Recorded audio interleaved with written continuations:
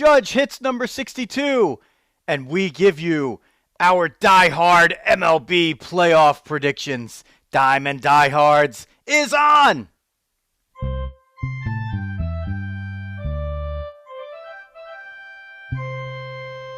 Joe Rizzo here, bringing you baseball along with the dog, Jeff Healy.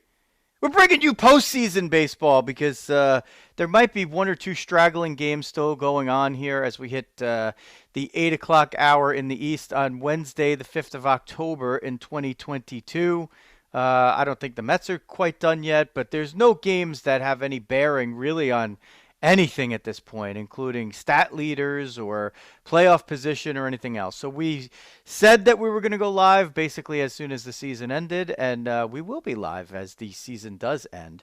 Dog, we're going to call this quick hits. I think we're just going to start calling all of them quick hits from now on. Ted was like, our buddy Ted, quick hour hit. Our buddy Ted was like, yeah. Quick hits, 58-minute episode later. I'm like, yeah, well, the definition of quick hit could just be like, we quickly hit each subject that we're on. That's one way to do it. So, quick hits from Diamond Diehards. Just for you, Teddy, in Florida. He survived the hurricane well, and we're glad that he did. All right, Dog, I think we're going to jump right into it. So, firstly, as we talk about Aaron Judge hitting 62, this segment will be brought to you by the Mascolo Group, serving all of your real estate needs in the Northern and Pascack Valley and all of Northern New Jersey. Go to GaryMascolo.com or call 201-615-3665. GaryMascolo.com or call 201-615-3665. And also brought to you this segment about Aaron Judge by FMSgraphics.com, a family-run, family-owned business for the last 50 years. All of your printing and promotional needs available with a few clicks right there at FMSgraphics.com. And if you ever have questions or you want to do business with our sponsors or do business with us, we put these links and all the stuff that we're saying in our ads right in the description. So if you're finding it on YouTube, if you're on the Facebook group, if you're wherever, go find those things in the descriptions and do a little biz with our people who have helped us get this far, and we're going more places. We've talked about it a lot, but it's actually going to start to happen over the next month or two. You're going to see Diamond Diehards get really ramped up over here. Okay, Dog. Judge gets number 62. We had a nice in on the Facebook group. Man, it's so good to get on that Facebook group. We did actually like a message thing, like where you could kind of post at will. And the question was, is that, and we did it even before he hit it. So it was a good thing that he actually did get this one. We asked the question to our supporters here, is that the real record, Doc? Is it? For me, it is. Yeah, I do. I recognize it as the record. No, the non-juiced actual factual record. Now, like, is it just for the obvious reasons of he didn't do steroids and other people did, or pretty much. But like, do you put semblance into the fact that it is the American League record? Like, it's almost like I feel like that helps the case a lot. Like, it's not. I haven't heard anybody say this. So if anybody else has, then they're full of shit because we're awesome. But I feel like the fact that this record has held in the American League and all the juicers did it, and they were in the National League, and then Sosa did it 3 times. McGuire got over that mark twice, and then Barry Bonds was just like, okay, guys, like, this is how you really like. This is, if you're gonna do it, like, do it. So I think it sort of like helps that the 61 was the Major League record and it was the American League record. So there still was actually like a record to be broken. Like I feel that helped it a lot, and it helps the legitimacy of this a lot. And I know there's people out there like, Jeff Passan is saying like, hey, this is it. There's one record, and this is it, and it's not even a discussion. So, like for me, So therefore, the guy who hit it's not in the hall, well, right? I mean, yeah. it's a tough spot. I mean, I understand both arguments on it.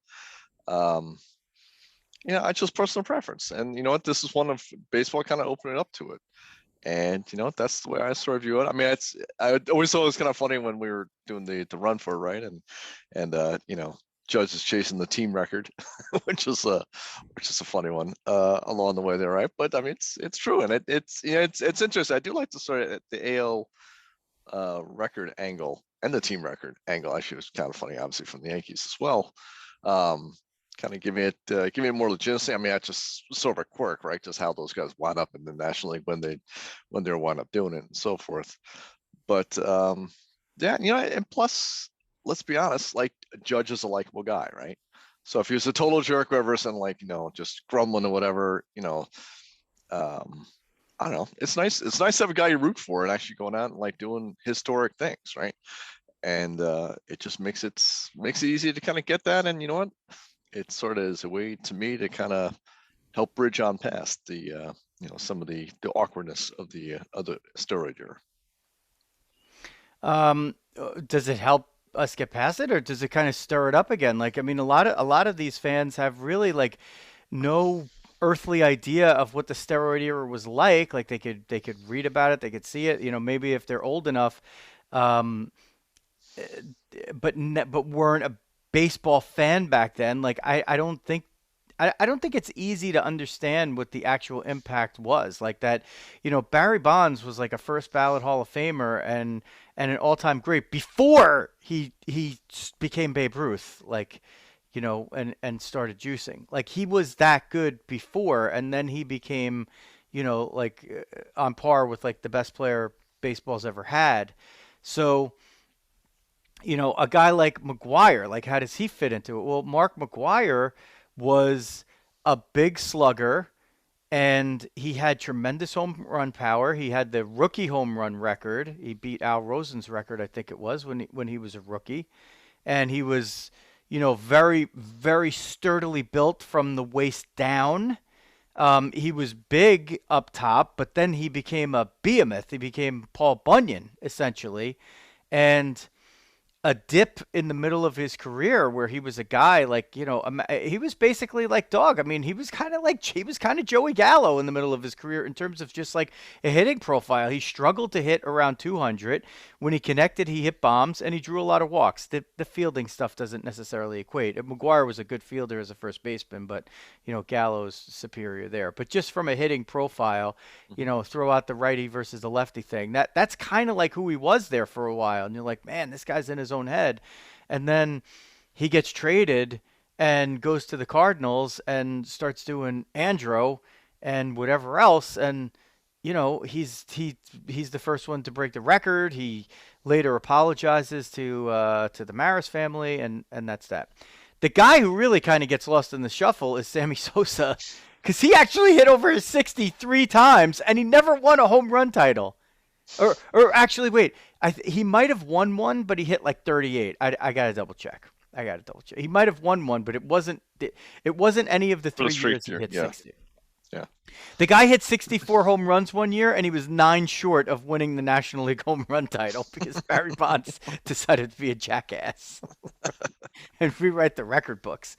So, Sosa does it 3 times. He has the epic chase with McGuire. He hung pretty good with Bonds that one year, and then Bonds was it was absurd. It was absurd. It was the theater of the absurd. I mean, they were walking him with the bases loaded. We had a guest on our show. Greg Olson was the pitcher that was instructed by Buck Showalter to walk Barry Bonds with the bases loaded in an 8-6 game to put in the next run, make it 8-7, put the tying run at third, put the go-ahead run at second, and he gets the next out, and they win the game. But like, imagine you're walking Was a that guy. Buck or was that Tony? Wasn't It was Russo? Buck. It was Buck. It was Buck. Yeah, it was Buck. Yeah, it was Buck. Oh, okay. My bad. So,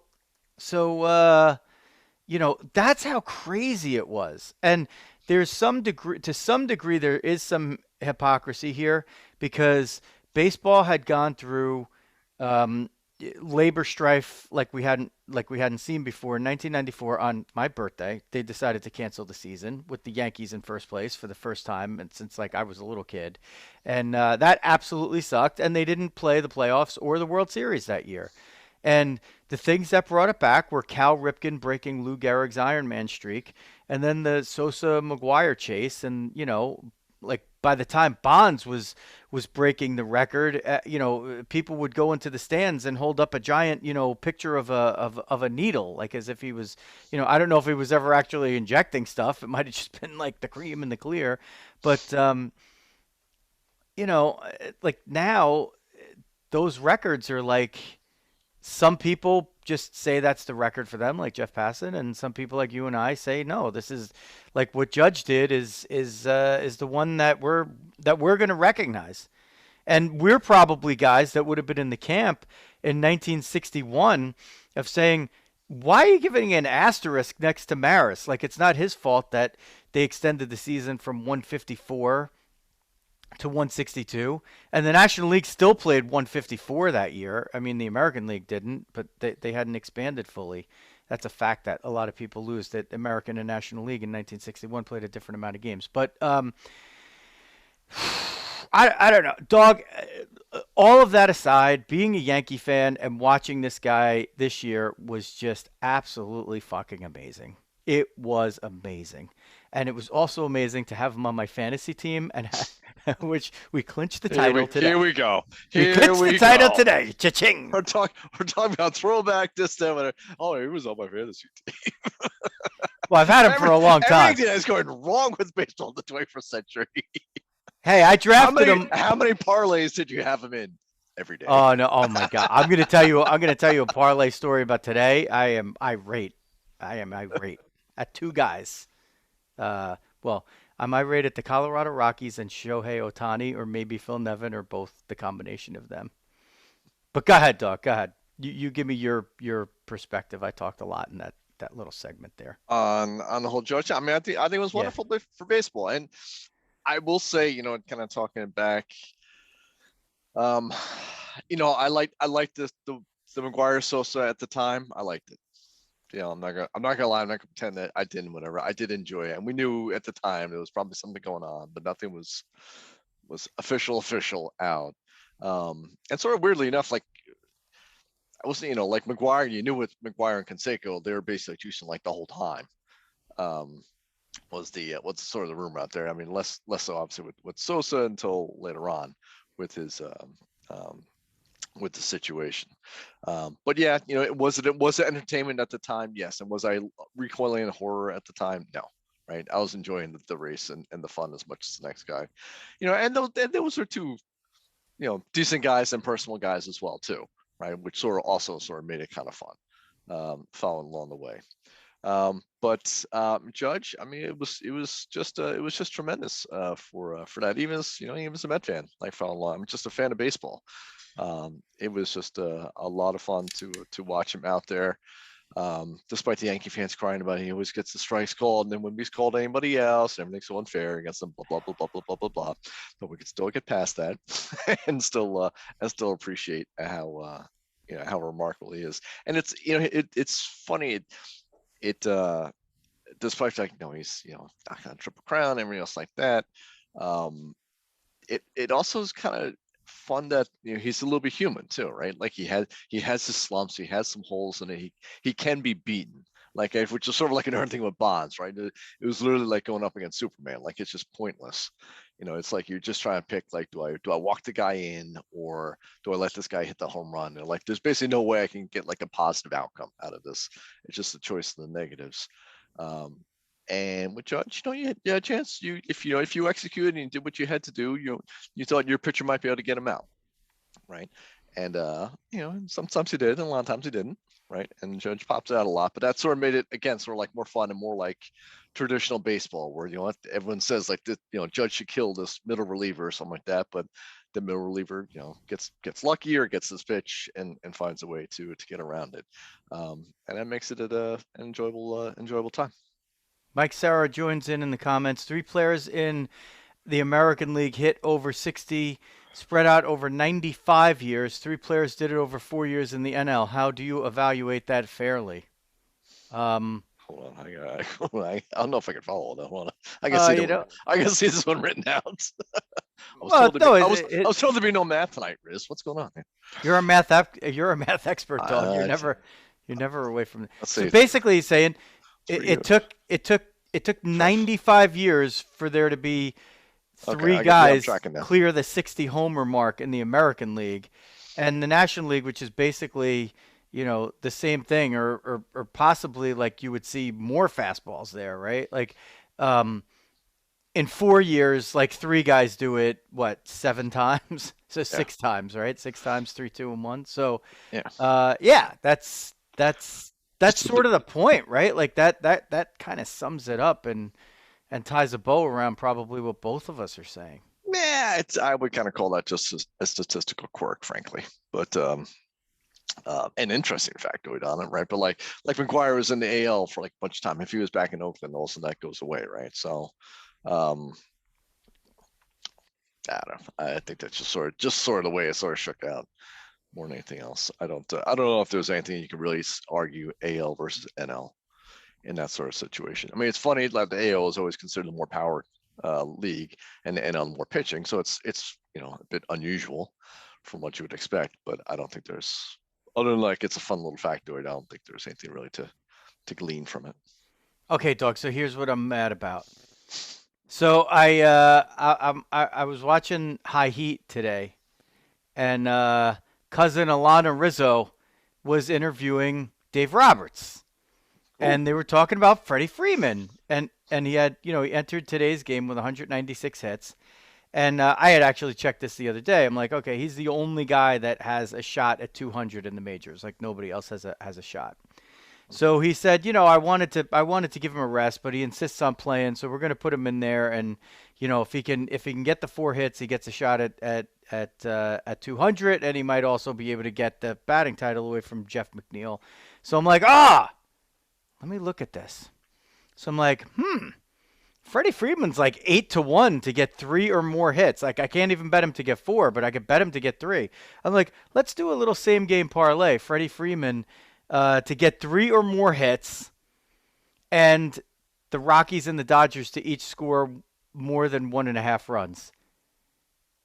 Dodgers lead 6-1 going into the 9th. Rockies load the bases. Next 2 guys strike out.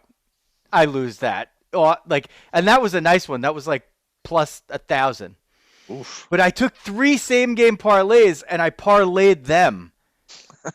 So I got the Yankee one. The Yankee one was like, the Yankee one ended up being pretty easy. It was like I bet Nathaniel Lowe to get a hit, Otto to give up at least 2 hits, and both teams to score 1.5 runs. So that one was in like really quick. I had that one, but I didn't really do a good job betting that one individually. So that one I had in the back pocket at like by like the 3rd or 4th inning. The other one I had, A's Angels, the battle of the retiring catchers, Kurt Suzuki and Stephen Vogt.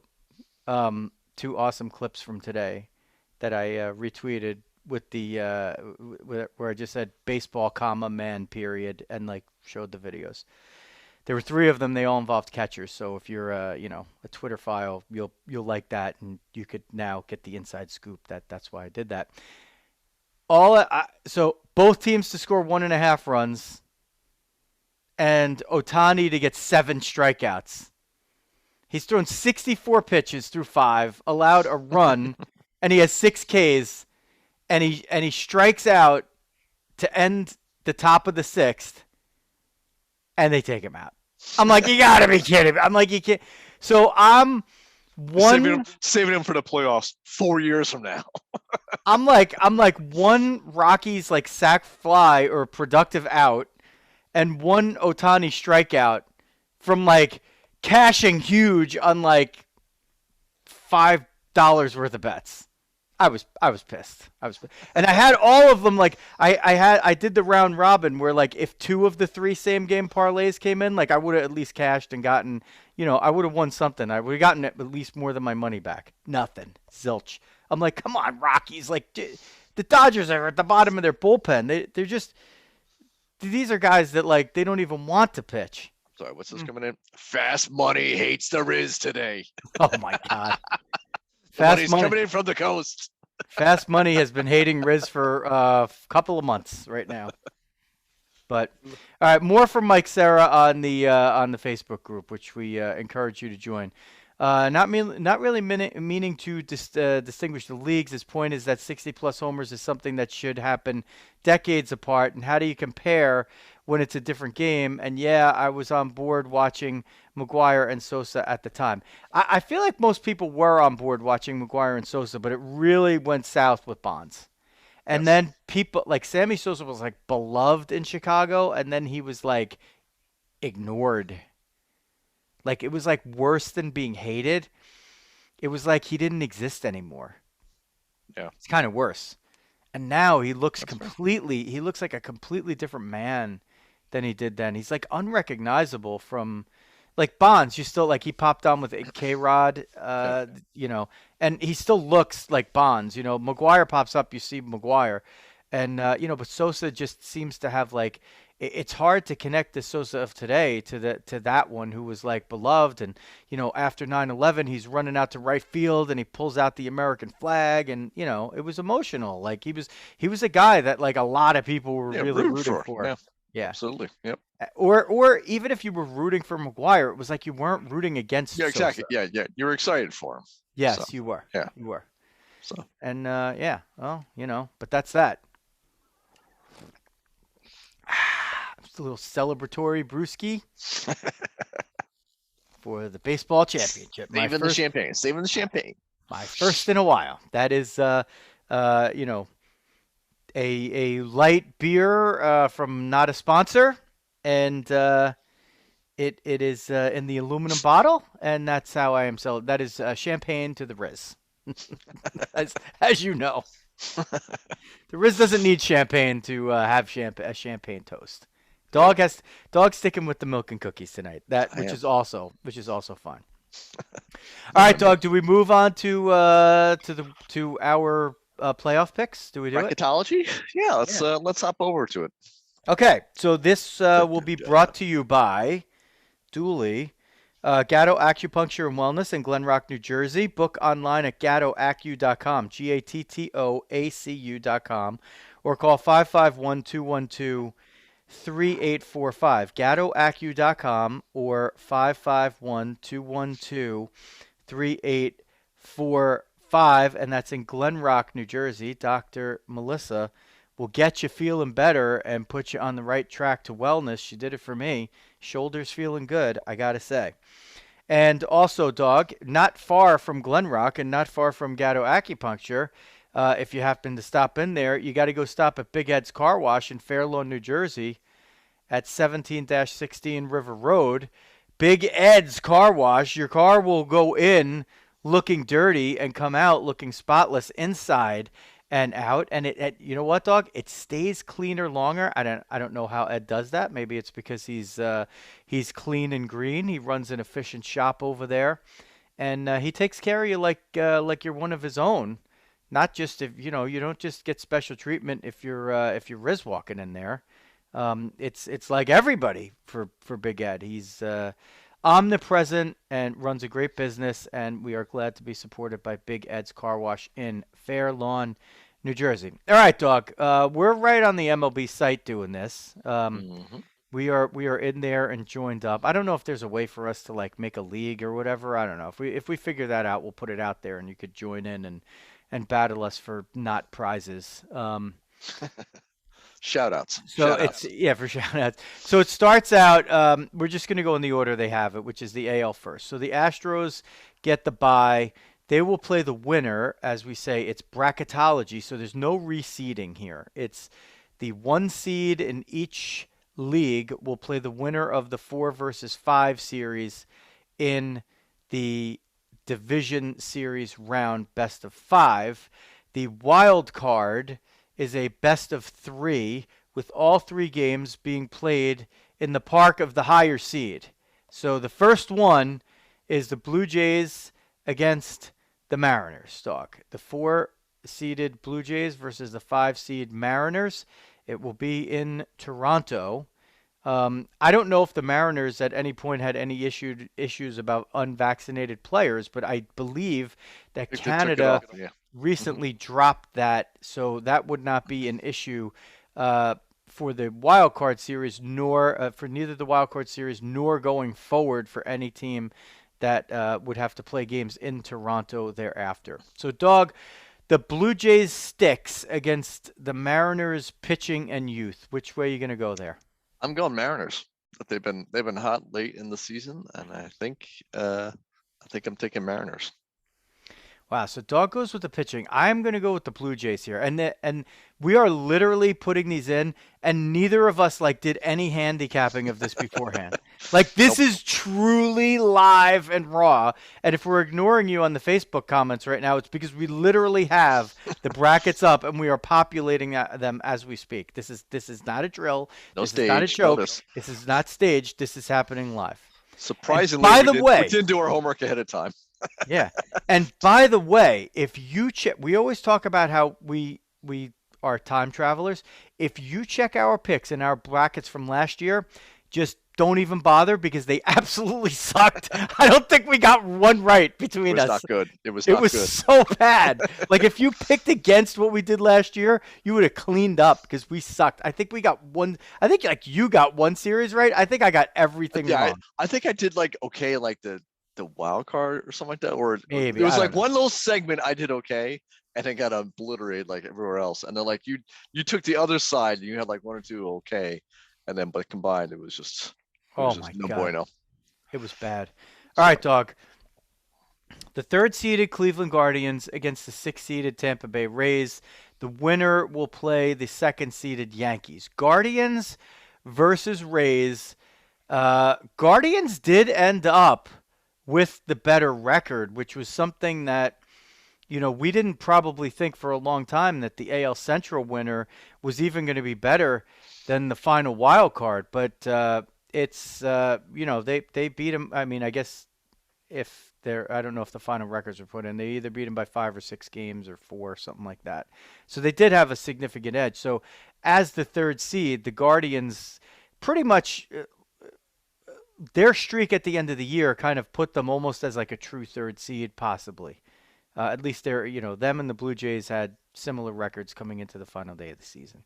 So Guardians and Rays, Dawg, the more experienced, strangely, Rays, who now seem to make it every year, and the Guardians, who are kind of in and out of the playoffs, as this version and previously the Cleveland Indians. Who do you got? All right. Well, I work for Guardians, so I'm gonna have to go with the Cleveland Guardians on this one. I was thinking Rays and sort of have the fun with the Yanks and going for it, but actually I do sort of think I think Cleveland was, they were tested, and it seemed like and they might fall down, and again kind of getting it going when they finally had to get it done. And again, I always sort of like the teams that have a little bit of momentum going into the playoffs. And they do, and the Rays don't. I mean, the Rays looked like they were going to be locked into either the fourth or at worst the fifth, and they've just kind of fallen off. I feel like it might be like 35 in Cleveland. Yeah, like I feel like I want to take the Rays because I know they're gonna it's gonna be like the fourth inning, and like they're gonna throw like Pete Fairbanks out there, and he's just gonna like staunch a rally, and then like, I don't know, a Rosarena is going to reach on like a bunt single and somebody's going to throw it away. Yeah, but like eight relievers you never heard of. They all throw like 99. Yeah, or they throw like but they throw from different arm angles. Nobody throws from the same arm angle. Yeah. And they're more experienced, but I just think the Guardians are better, and they kind of do things that other teams don't do. They kind of play like, it's kind of ironic that our buddy Jeff Fry calls it Shigan, because it's they're not like, Shigan is all about like probably not hitting home runs and like doing all the I mean, take the home runs, sure, if you have home run hitters, but like know your role, and like no team seems to have players that know their role better than the Guardians, although the Rays have made their franchise on everybody knowing their role and exploiting it. I just think the Guardians have a few more better players in the role, so I am going to take them too, but I am really torn on this. And I it's Francona versus Cash too. So it, like Francona kind of knows what's coming. And I feel like the stuff that the Rays do is like it seems to work better against like the Yankees or like the Astros or like one of these big kind of teams, and like it kind of just sort of plays into the hands of the Guardians. So, and I think the Guardians up front, like with their starting pitching and their guys at the way back end, I think they have an edge there. So I think they have the ability to manufacture runs. I think they have the ability to kind of put the Rays in positions where they don't usually like to be. I actually sort of think the Guardians are like the worst matchup for the Rays out of any of these teams. Like I think if the Rays were against any of these other teams, I probably would be inclined to pick them, including if they were against like the Yankees or the Astros. But the Guardians just seem to have that like they're more of an underdog. They've done it even better than the Rays have done it. So I talked about that a little bit more than I expected. But one thing I wanted to really bring out, Dog, that kind of shocked me, is Andres Jimenez has like a higher WAR than Francisco Lindor. Like he's had an amazing season, and I was just thinking, I'm like, I wonder like if the Mets had just kept him, like if he would have blossomed to this point, and if they would have, and if you were in the Met fan situation, like it's hard for a Met fan to sit there and say, no, I didn't really, I wouldn't want Lindor. I would like undo that trade in a second because you traded for him. He might not be like an MVP, but he's still like the centerpiece of your team. Um, but like the other guy is there's not much of a gap there. There's just not. He's really good. Yeah, I mean he was a very high. I mean, I remember saying at the time. I mean, he was a very highly prized prospect for the Mets, and it was gonna be a tough one to give up within the trade. I mean, Lindor's got 107 RBIs and 20 plus homers and playing fantastic defense. So, um, you know what, Cleveland, um, thanks for Lindor, and enjoying him as well. I think the Guardians are probably saying, you know what? If we had to get rid of Lindor, this was kind of like the best. Oh yeah, Like this we got trade we got Lindor and saved 25 million. more probably, Yeah, right? Because yeah. Jimenez is not. I don't think he's. Well, maybe I for don't. next He season, might. Yeah, he might be in arbitration. Maybe. Yeah, maybe maybe. not. Probably next year, right? I don't even. Probably not Yeah, this year. Yeah, they'll yeah. probably just give him a little love So for being so good. that's that deal has sped the rebuild up. Like they didn't really lose that much for that long to rebound. All right, we go to the NL. Dodgers, the number one seed. They clock 111 wins in the end. That's second most in the history of the National League and a Dodger record. They've been playing baseball uh, for a long time as a franchise, so that's a pretty big deal. And they've had a lot of great years. So for this team to have broken that record is really something. And they will play as the number one seed in the National League. The winner of the fourth seeded Mets and the fifth seeded San Diego Padres. Dog, you led off in the AL, so I guess it makes sense I will lead off in the NL. Like, there's some bad juju kind of going on with the Mets, but at least they kind of shook it out against the Nationals. Like you're watching them against the Nationals. They just basically they won the first game of the doubleheader on Tuesday after it was essentially things were like a fait accompli, but they still had to go through and try to win their games, and then they bludgeoned Washington in the second game, and they were looking for a little help from the Marlins, and they almost got it, but the Braves held on for a 2-1 victory, and that eliminated the Mets from the division and the bye.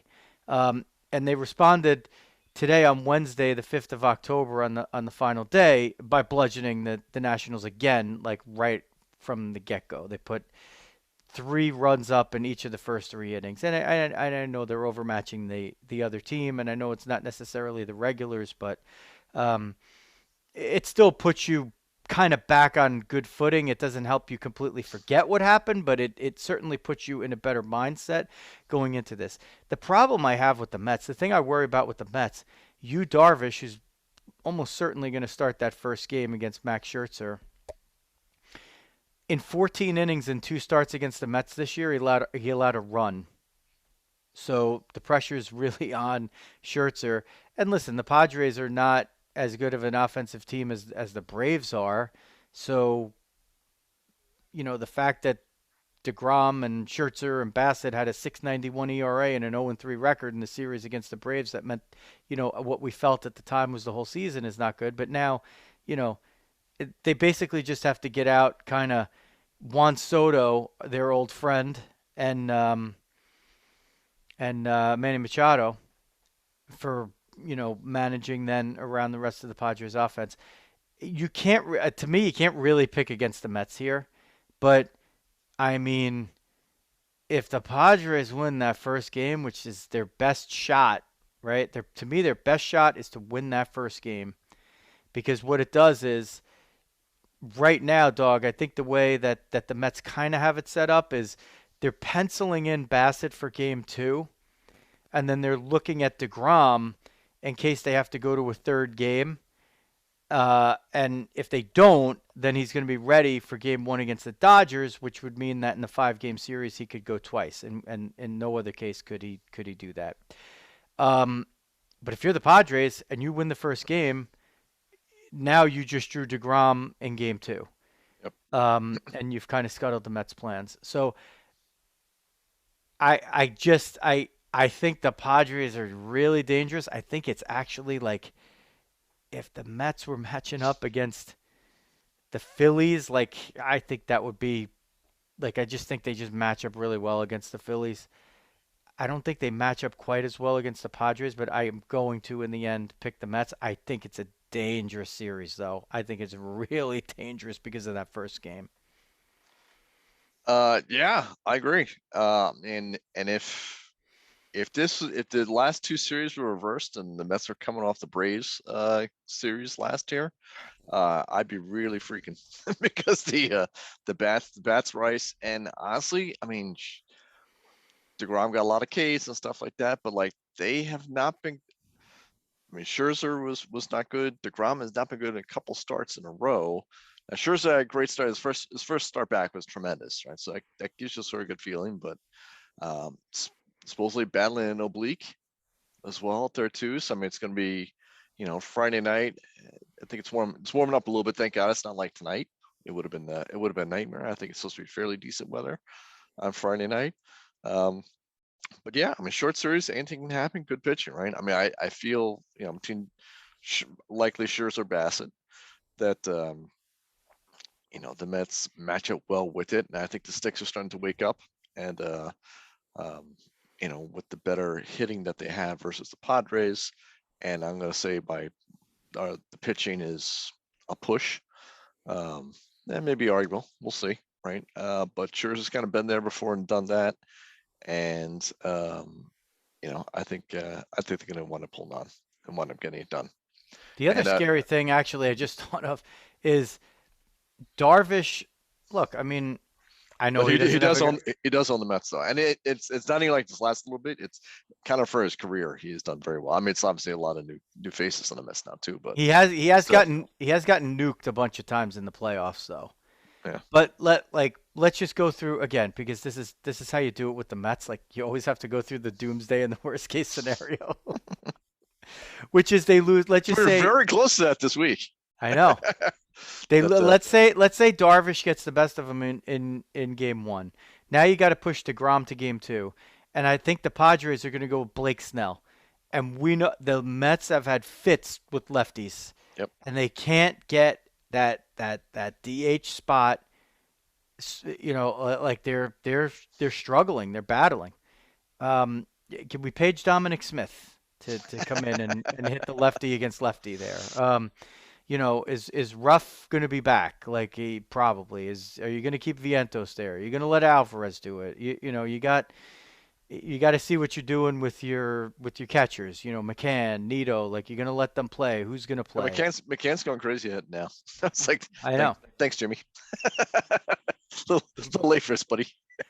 Yeah, but listen, if he was ever going to wake up, I mean, if he had a shit season the whole year and then he wakes up and he homers in each of the next two games, like, That'd be nice.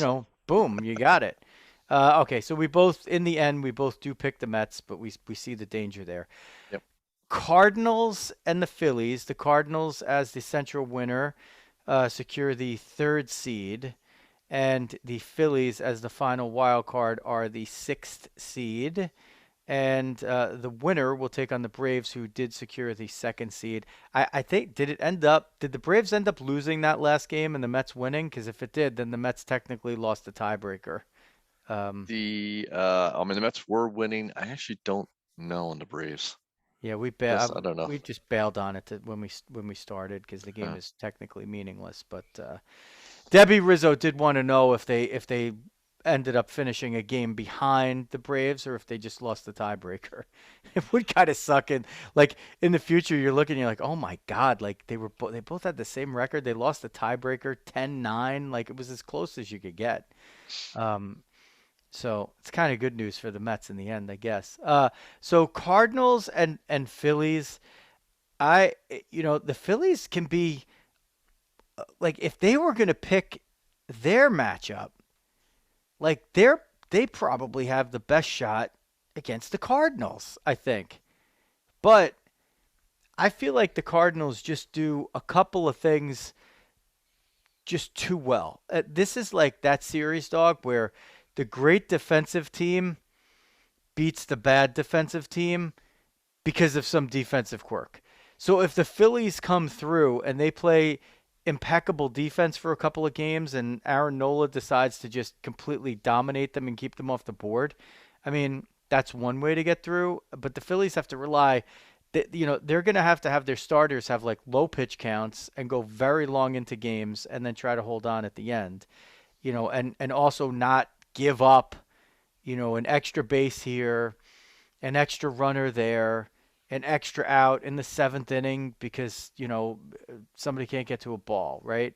I mean, they can hit the crap out of the ball. They can put the Cardinals behind the eight ball to start with. Helsley, I think, got taken out of the game on Tuesday because he had a blister. So that's a big question mark because he's one of the Cardinals guys at the end of the game throwing 104. But I feel like, Goldschmidt in one spot and Arenado, the human vacuum cleaner at third, like the Cardinals just seem to make these plays to get out of innings.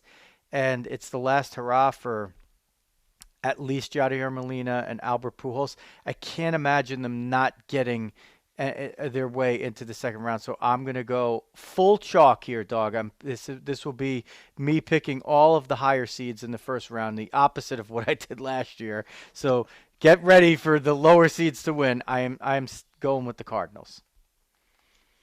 I concur with you on this. I think the Phillies, they finally righted the ship a little bit at the very end of the season, but we're really stumbling through September. Cardinals have been just rock steady.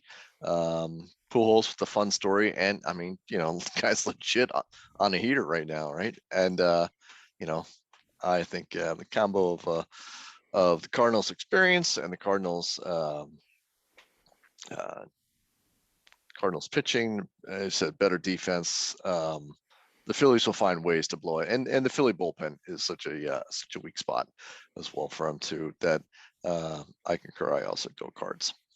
Okay. Actually, I go like Ant against Phillies, to be honest. But well, that's one way to do it. Too, so.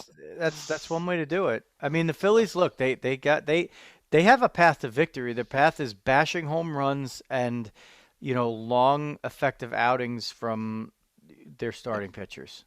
That's really it. Both sides playing 3 outcome. Yeah, that's someone that favors them. I mean, that's not really the Cardinal way, but if they get that's our matchup. The Cardinals just have a few more ways to beat you there, and exactly. less ways to blow it.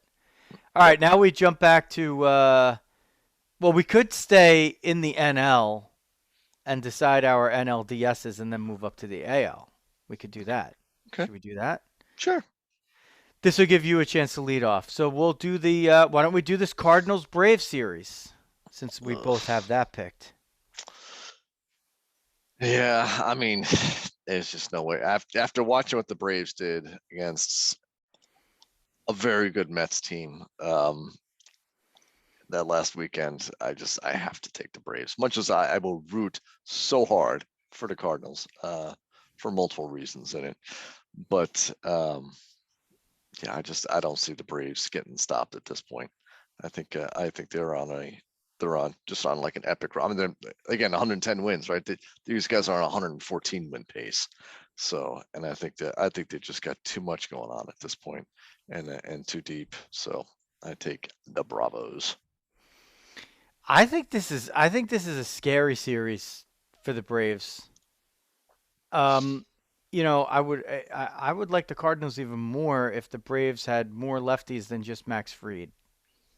Like that would really like I wanted to see the Cardinals play the Dodgers, who potentially could throw four lefties, which puts Pujols like gets elevated. Like his Pujols' numbers against lefties are phenomenal for any player, not just for himself. Like at whatever age. Like not just great for like a 42, 43-year-old guy or whatever, the second oldest player in the majors this year next to Rich Hill, I think. Dick Mountain. And Pujols against all the Dodger lefties would be a great. Like I'm like kind of pulling a Riz in my head. I'm like I gotta make the picks just so I could see Pujols face all those Dodger lefties and like because I think if the Cardinals could get to the Dodgers, like they're probably the second worst matchup for the Dodgers. Like the Braves, you got to feel like the Braves are the worst matchup for the Dodgers because they've beaten them straight up. And the year before that, they should have beaten them. They had them like dead to rights over and over, and they just couldn't like put them away. And they ended up losing. They had a 3-1 series lead. So you have to kind of give the edge to the Braves in terms of who is the team that could best beat the Dodgers. But I feel like the Cardinals line up just so well against them. Um, and I kind of want to pick the Cardinals on like a little bit of sentimentality here, but like I'm looking position. I'm looking pitcher to pitcher, and like the Cardinals could beat them. I think, Dog, but it's got to be one of those where Nolan Arenado just puts on like a fucking Brooks Robinson, type of performance at third base, which he's capable of doing. Like he's capable of just stealing games as a third baseman, which is like if you watch him and you get to watch him on like a daily basis, the guy is unbelievable.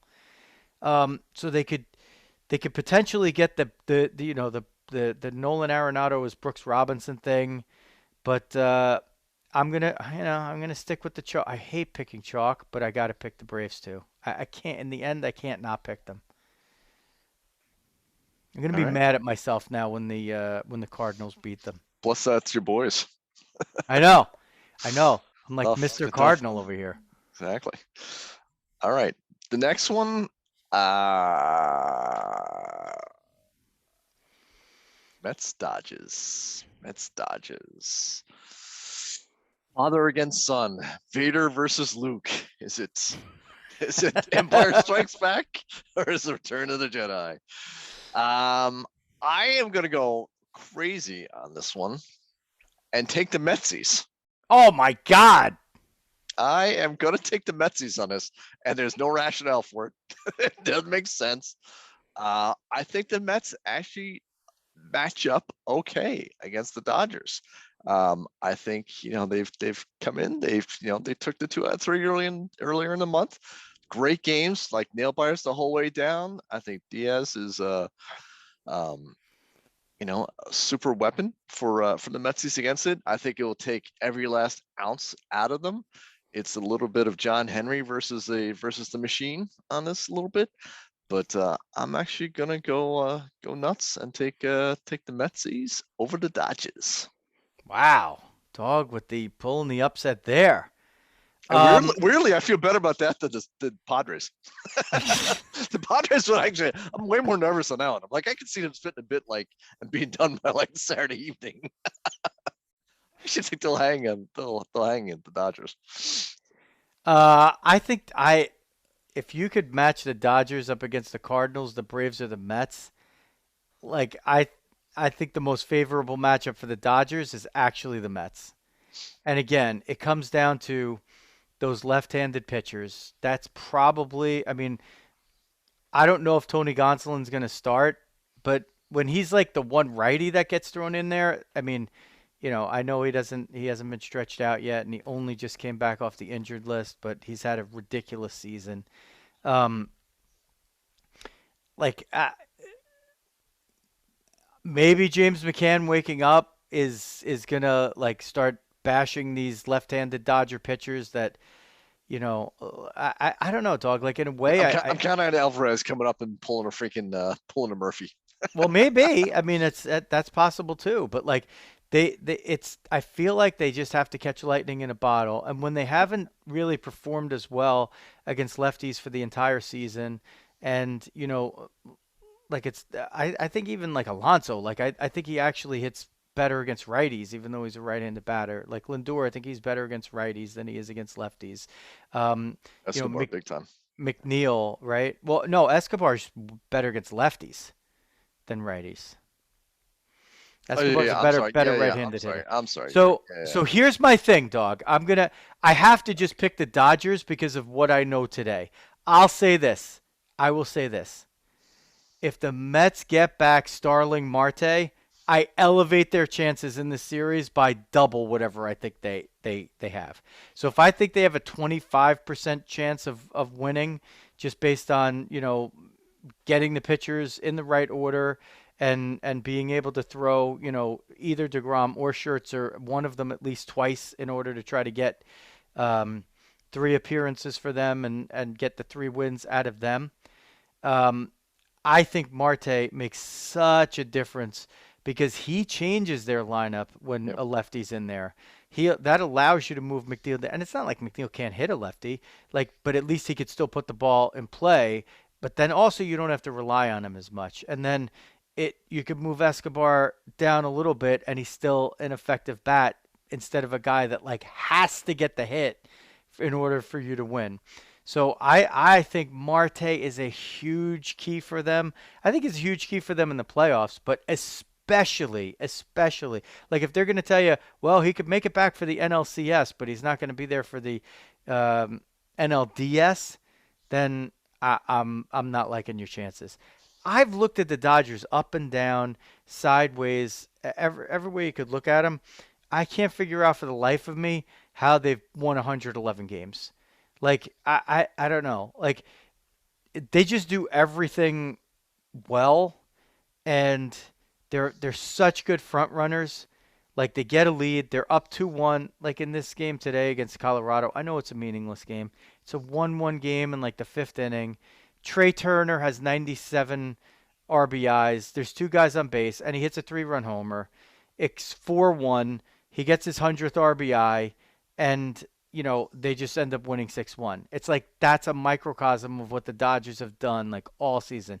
Whenever they need the big hit, they get it. It's not always the hit coming from behind or the hit when they're tied. It's like a 1-run game. Justin Turner gets a single to make it a 4-run game, Like they just do it over and over and over and over. If they get against a team that could kind of push that back a little bit and get a little bit of a lead on them, that's the type of team that could beat them. And the Braves are definitely that type of team. I think the Cardinals against all those Dodger lefties would be that type of team. But the Mets without Marte, I don't like they're gonna have to win on the shoulders of DeGrom and Scherzer. They basically got to win like 2-1 games, and that's sort of and that's kind of like what it was that series beginning of the month. Like it was tight sorts of games, and that's kind of what I think on that it's DeGrom game 1 game 4. No, game 1 game 5. Scherzer in game 2 and potentially a relief in game 5. And just try to stitch it together with him and keep it close, get a couple of key big knocks, and have Diaz slam the door. Well, that's the big weapon. So here's the thing that I think is interesting, and one thing I did like that Buck Showalter did during the season. He picked some key spots in the year to have Diaz come in the 8th inning and either get a 6-out save or get a save in a game where that he entered in the 8th in some kind of situation. And that's definitely going to happen in the playoffs. Like, there's not, the only way that's not happening is if it's like a 7-run lead heading into the 8th and they just simply don't need to use him. But in any kind of Dodgers series, in a close game with the Padres, he is coming in at the first sign of trouble, and they are just going to ride him, and that's what they should do. Because as you said, he is a super weapon, but a super weapon is only as good as your deployment of it.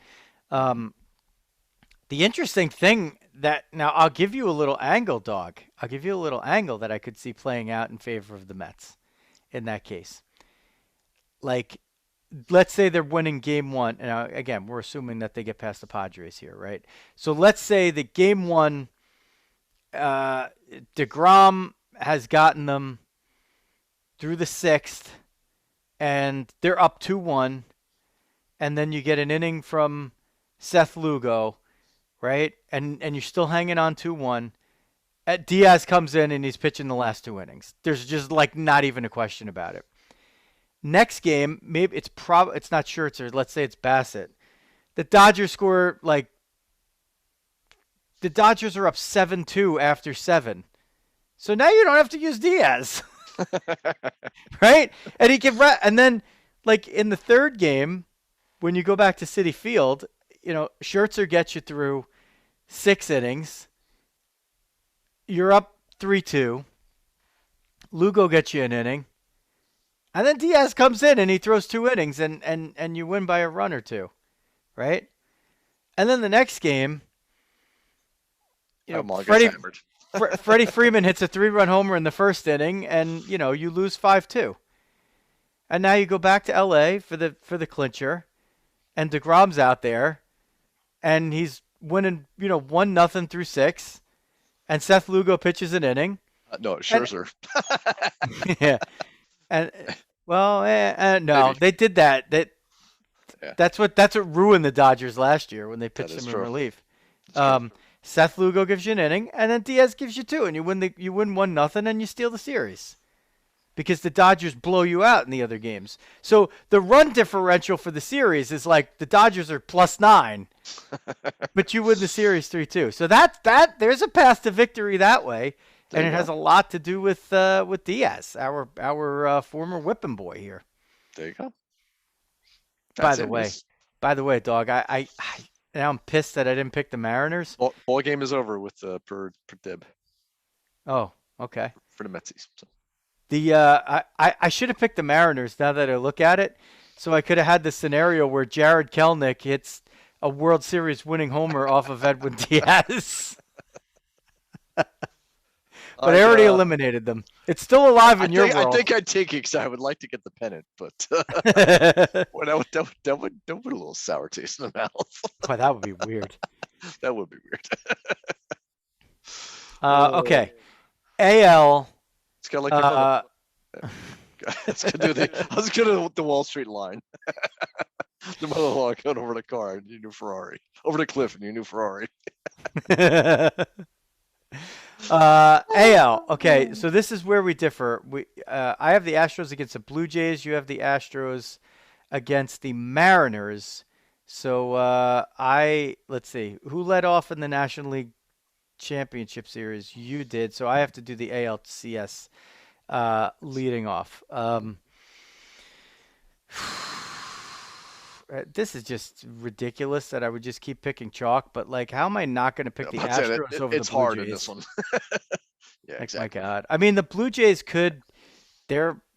they could just out hit them, and they have some pretty good frontline pitching, and they have the closer, and they could get to the Astros closer. So there's a possibility there. But then, like, when they just get like no hit by Justin Verlander, can they pick themselves up the next game and try to come back? I'm just gonna take the easy way out, Dog. I'm so beaten down from the last couple of years. I'm just picking the Astros to get into the ALCS. Yeah, I get the same. There, I think versus the Mariners. Mariners had their fun. They get a little upset, get into the next round, and then Houston is just waiting for them. And again, I think Verlander is just unbelievable right now, and I think he helps them take care of business. Actually, haven't the Mariners played the Astros like better than anybody? I have no idea. I think that's an angle. Maybe. Let me... Mariners Astros season series. Let's see.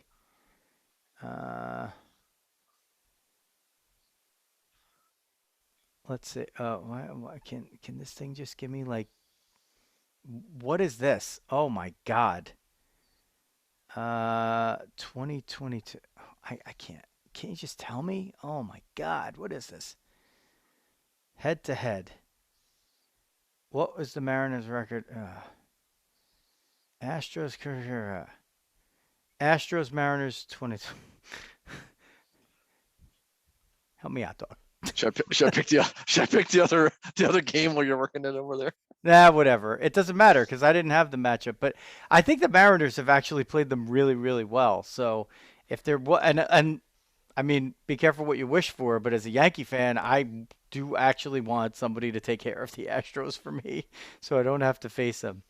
Okay, so we're both in on the Astros. We're both um, in on Yankees versus Guardians here for the other series, and I I will say that the Yankees are going to need 5, but they will get past the Guardians eventually, and I'm not sure how they're going to do it because the Guardians kind of do have a good they're a really tough matchup. Like I don't see them as the type of team to go out and like be sweeping teams, but they're just like hard to kill. They're hard to eliminate. They could steal games from you. They could steal runs. They could stay close in games. But I'm just gonna stick with the Yanks. I'm sticking with the Yanks. Sorry, I was trying to do I was trying to look up your stat as well. I couldn't find it either. Yeah, I mean, I think the Yankees, again, they're Judge obviously on fire, and they had their stumbles, and kind of like we talked in the last episode, right? That the Yankees have sort of had their challenges, and managed to get through it, turn it around, and get some momentum going into it to the end of the season here. So I will take the Yankees as well. Wow, this is getting boring.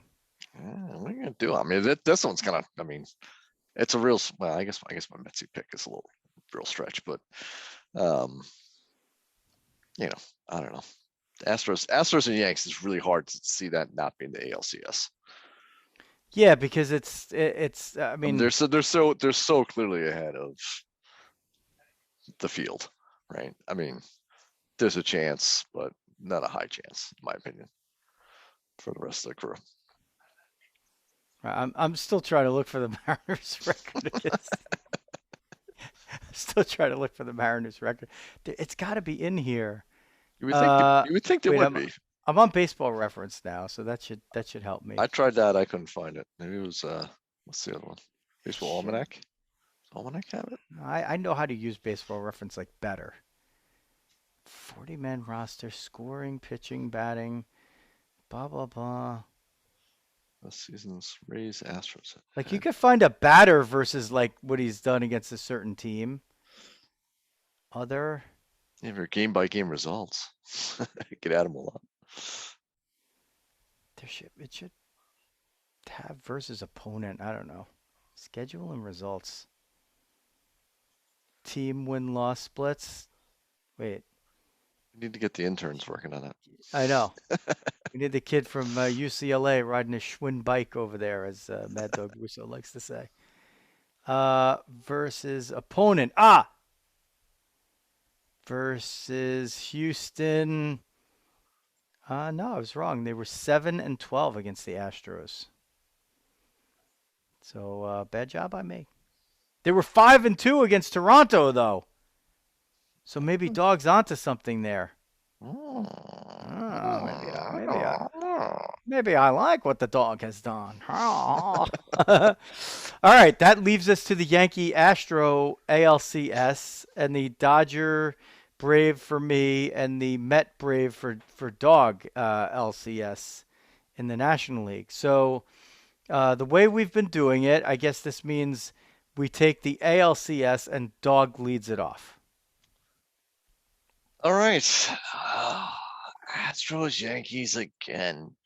Is this the year the Yanks finally get it done?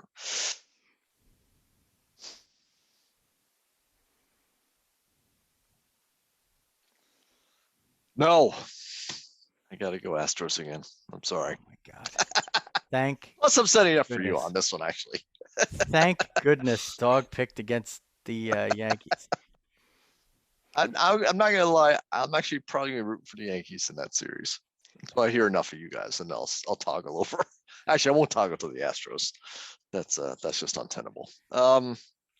Yeah, I think the Astros are still just too tough. I mean, it feels like the Yankees are just that one little bit away from that one more. And you've got a couple of starters that have been coming on late, so I think that's probably the wrinkle that some of the starters have been starting to step it up for you down the stretch. If they can hold that up in the playoffs and reduce some of the disadvantage there and give the big bats a chance to just go crazy in the middle of the game and late in the game for you, I think that's sort of the Yankees' path on there. But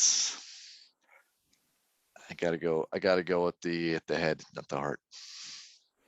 All right. I think there's a couple of things in play that make the Yankees possibly a little tougher this year. Plus, your pen is a little scary for the playoffs. Yes. It is. It is. But you know what? It's not predictable anymore the way that it's been, right? True. The Astros have known who's coming. They know what they're throwing. They're, in some cases, however long ago it is, relaying exactly what's going on. And now the Yankees have a bunch of guys who are like, "How? You know what? They can't predict what's going on because we have no idea who we're going to pitch in the next inning." Go ahead, beat the can. Yeah. Yeah, kick the can as much as you want. The other thing, Dog, too, is the Yankees have turned into, from their bullpen, they've gotten away from these like power pitchers that the Astros just tattoo in a big spot, and they're all like these like sinker slider guys. The Yankees have kind of turned into the Astros a little bit in the bullpen, right? Yeah, that's A fair. little strange wrinkle. And the other thing the Yankees have they have some more guys that the guys that aren't Judge and Stanton. They have more guys that are putting the bat on the ball. They have less guys that are just so reliant. Now, listen, the Yankees have hit a lot of home runs, and when they hit the home runs, they win. But when they've had to, at times this year, especially when they were on that crazy run to start the season, Yep. they could win a game by hitting the ball to the right side and moving up a runner. If they have to bunt, they have a bunch of guys who could bunt. To steal a base, they could steal a base. They can hit and run. They could do a few of those things. They also have injected a couple of youthful players in the lineup, like Cabrera and possibly Peraza, if he's going to come play a role off the bench, or maybe even somehow start. Who knows? So they have a few different things, but they still have some of the old staples like Judge and like Stanton. So if they need to get a run here and there, I sort of feel like the mid to bottom of the order is not just like the automatic outs that we've seen here in the past, where you're just hoping that your 20 homer eighth hitter is just going to hit one out. Now it's Kiner Falefa beats out an infield single, and then Jose Trevino pokes one to right field, and all of a sudden you got first and third, no out, and a sacrifice fly by somebody gets you a run. They're way better defensively. Way better. They're a top defensive team now. And they added Harrison Bader to that mix. So Judge as a center fielder defensively is phenomenal. As a right fielder, there's nobody even the only guy who's close to him seems to be Cabrera, who's on his team. And Bader is peerless in center today. That's incredible outfield defense in a park and two positions in Houston where you could make it really matter. So they have a defensive edge on the Astros, who are good, but the Yankees are great defensively. So I'm picking the Yankees, dog. I think they All right. changed up enough things that they could make it work. And I think it also helps them in a matchup with a team like Cleveland where they can outlast them. And I think previous Yankee teams would be really susceptible to a Cleveland team that does what they do. So I'm picking the Yankees to break the curse of the Astros this year. Checker on checker. All right. All right. See that?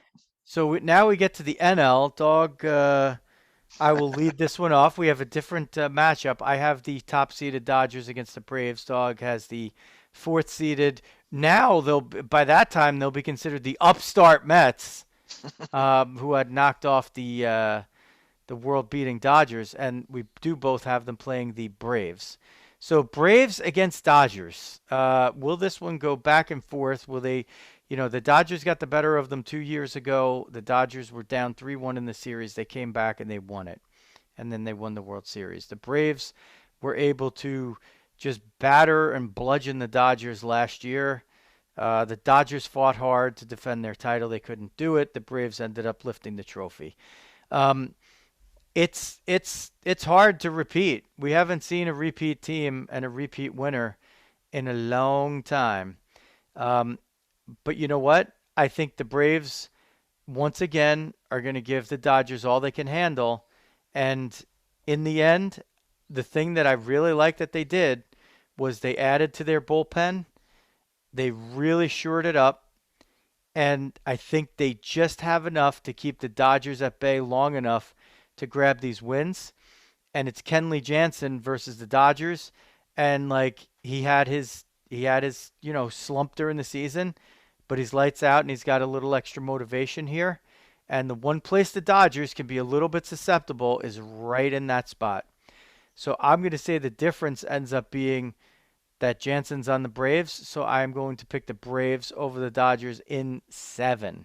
I'm even giving you the amount of games because I can't imagine that series. Just like last year, the Dodgers and the Giants like had to go 7. Like I could see this being the same thing where it even goes to the last inning of the 7th game, extra innings maybe. But um, I think that's how close these teams are if we get that matchup. All right. I can say, you know what'd be funny is the 7th inning guy Iglesias, who was torturing the Mets all last weekend, picked up from the Dodgers. It was like No, Angels, Angels, oh, I'm sorry, Angels. Angels. Oh, I'm telling you, wrong LA. So sorry. um, but I mean that guy has just been lights out for him too. So another guy to sort of add to the back of that pen.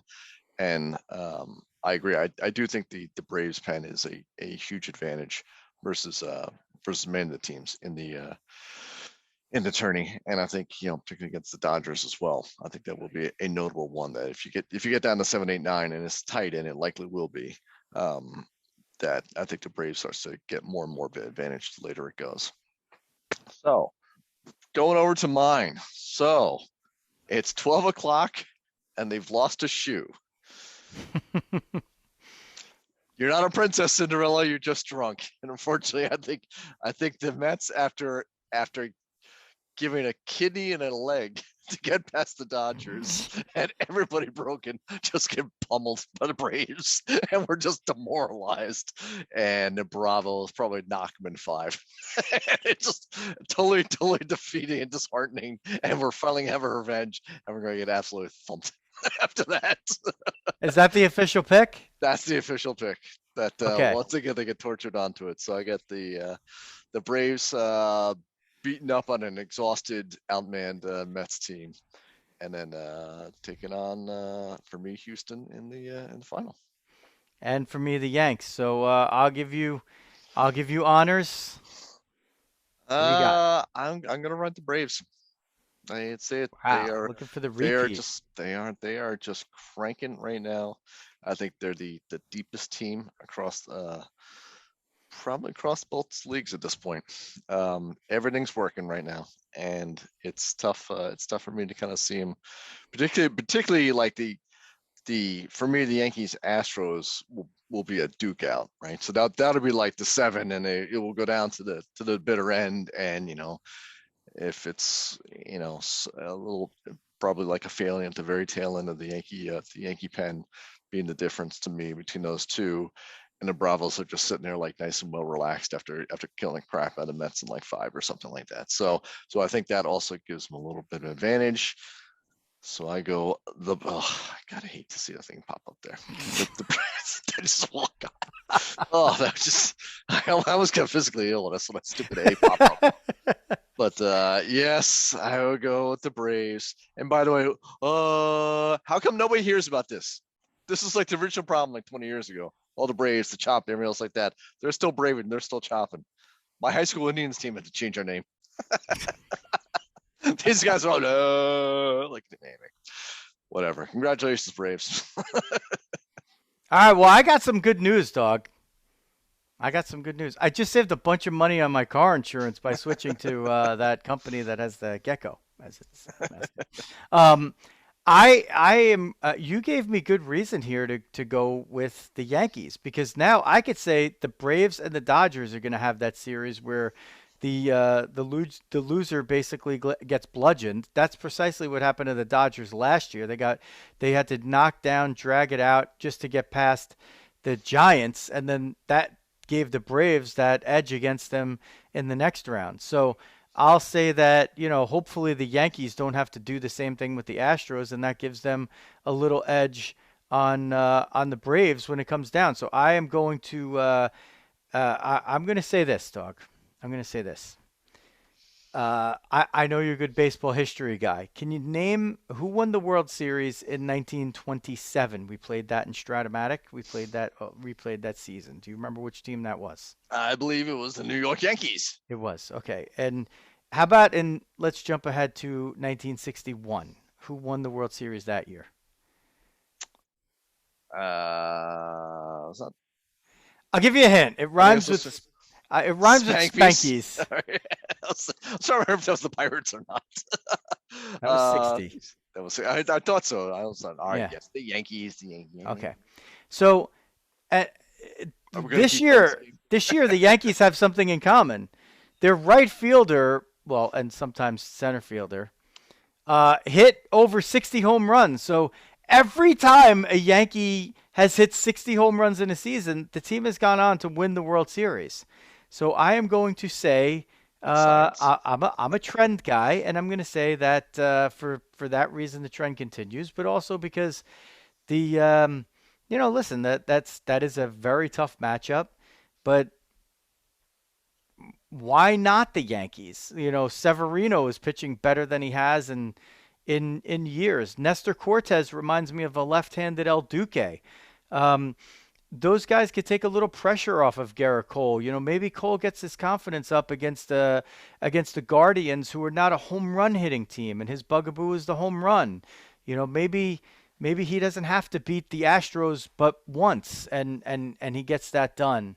And then they get to the Braves, and possibly the Braves are not used to seeing these guys, and having the Yankee bombers there, in addition to the guys at the in the middle of the bottom of the order that can manufacture runs when they need to. So I'm gonna go with the homer pick.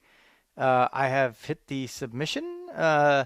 In addition to filling out your bracket, you must also predict the total number of games that will be played during the World Series. Well, that's an interesting one. I'm just gonna pick 6 because that's always like the most common number, I think. How many total home runs do you think will be recorded during all of the postseason? I'm going to say 47. How many runs do you think will be scored during the World Series? I am going to say 35. Please enter your name and date of birth. I state your name. And I think, let's see. I'm doing this so everybody knows it's official that these are my real picks that I'm going with. That 7 games. I'm gonna go with bracket. Oh, bracket submission failed as bracket is in locked state. What? Get out of here. We just went through this whole thing. Maybe the last game didn't complete. I don't know. Well, anyway, that's what I'm submitting. That's what I'm submitting. Debbie Rizzo in the chat, as you said, and the ball game is over. That was I just needed one more damn game, but oh well. And Dawg says, so tough, Deb, and I gave the little emoji hug. So, all right, Dawg. You know what? If you wanna listen to us throughout the playoffs, that's great. But we also have great things coming up in store for you that we'll show as we go along. So follow us on social media at Diamond Diehards everywhere, but especially Twitter. That's me. The Dawg is at Jeff Healy 8. That's the number 8, the numeral, on Twitter. But the Facebook group is really a great place to go. We started posting in there more. I even did a quick Facebook Live during the lunchtime errands today. During the rainstorm. Riz, you need to do a little snip. Take a little snip. A little snippet of the page. A little snip. A little off the top. A little snip. Isn't that what the dog got after child number 6? That's a big snip. Is that something funny, Dawg? You gotta need bigger scissors, Doc. You're gonna need the bolt cutters, Doc. I find a way. Yeah, so you need to, this whole thing is great when we do the content, but it doesn't work if you don't hit the subscribe buttons. Join the Facebook group. It's awesome. We also have a Facebook page that we like to populate stuff on, and if you like to check the things out on YouTube, which are my buddy Tim likes to watch us on YouTube, then hit the subscribe and the alerts button, and every time we're doing stuff over there, we had done live stuff over on YouTube, but it hasn't been quite worth it for us yet. But we do post the videos over there as well, so you can catch this show or a full cleaned up version of the show with a nice little intro and outro at the end of it on YouTube, and check the archives over there. But mainly, really, the bread and butter is Apple Podcasts or Spotify, whichever one is the app that you like to use. We're also on Amazon Podcasts, TalkShoe, and a number of other ones, except for whichever one Uncle Paul decides to want us to do every other year. Odyssey, TuneIn, no, I don't think we're on those. But we'd like to hold on to the rights to our podcast. I think that might be in jeopardy if we're on those, Uncle Paul. So you just have to stick with us here. That is going to do it for the quick hits.